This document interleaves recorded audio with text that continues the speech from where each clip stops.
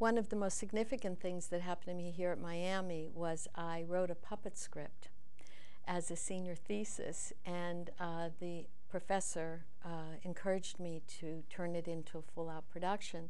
So she said, why don't you partner with people in the theater department? So I recruited 4 actors as the puppeteers. I built all the marionettes, I built the stage, and we had 3 weekend performances. And this show was so successful that it gave me the confidence to write all of the puppeteer companies that were listed in the New Yorker magazine. And lo and behold, one wrote me back and said if I was willing to move all my stuff to New York at my own expense, I could work for them and tour the schools with their marionette company. They were a well-established marionette company who paid. So I said, oh, okay, that sounds like a good idea. I love children's writing, and if they'll let me, it'll be an opportunity to move to New York. So I did, and I worked then as a puppeteer for several years. And after I left that company, I toured the United States with another company and went to Moscow and performed at the International Puppeteers Festival.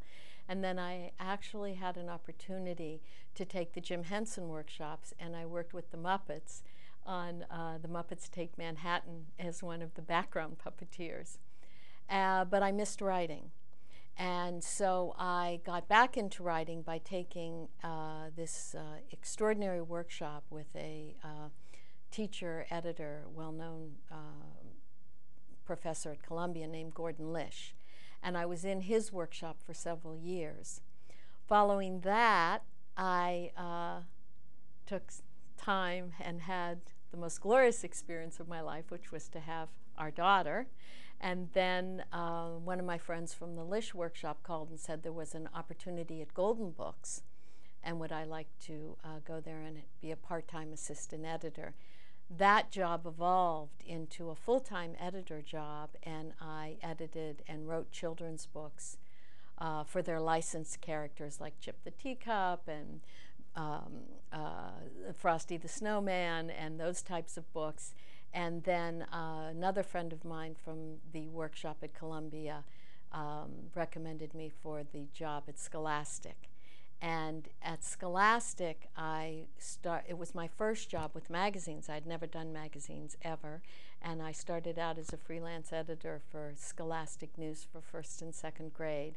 And it was as if I had been placed in paradise. I had no idea that this was even a profession, and now it was one that I just loved doing.